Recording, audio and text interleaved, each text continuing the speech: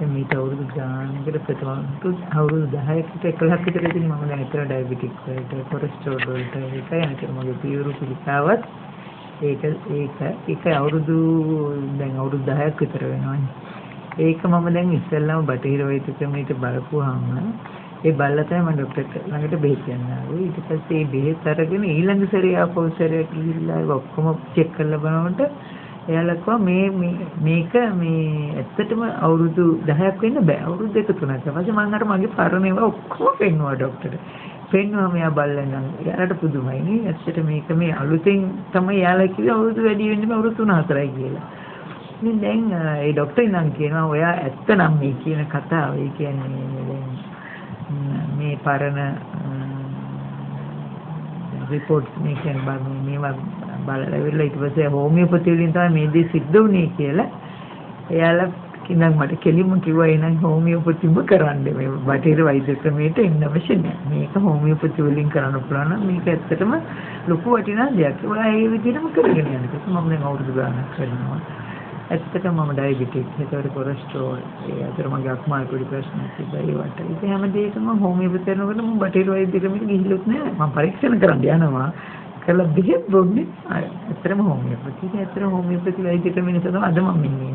නැත්නම් මෙලහට මගේ ජීවිතේ තියෙන්නේ අවුරුදු ගාණක් තියෙනකොට මේ පිළිකාව තමයි මිනිස්සු කියන්නේ අවුරුදු 5ක් 6ක් යනකොට මිනිස්සුගේ ජීවිතය ඉවරයි කොපිටින් දැන් අත්දැකලා තියෙන දෙයක්.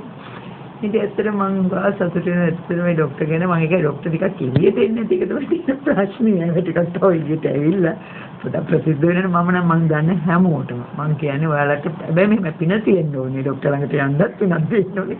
ලෙඩේ හොඳ කරගන්න. නැත්නම් තමන්ගේ කර්මයක් ගෙවන්න තියෙනවා නම් ඒ මිනිස්සුන්ට හිත දෙන්නේ නැහැ ડોක්ටර් ළඟට එන්න. මම අනන්ත අප්‍රමාණ මම යොමු කරලා තියෙනවා. මම කියලා දෙනවා නේ මෙච්චර පිළිකා හොඳ කරගන්න පුළුවන්කම තියෙද්දි ඒ මිනිස්සු මැරෙන්නේ.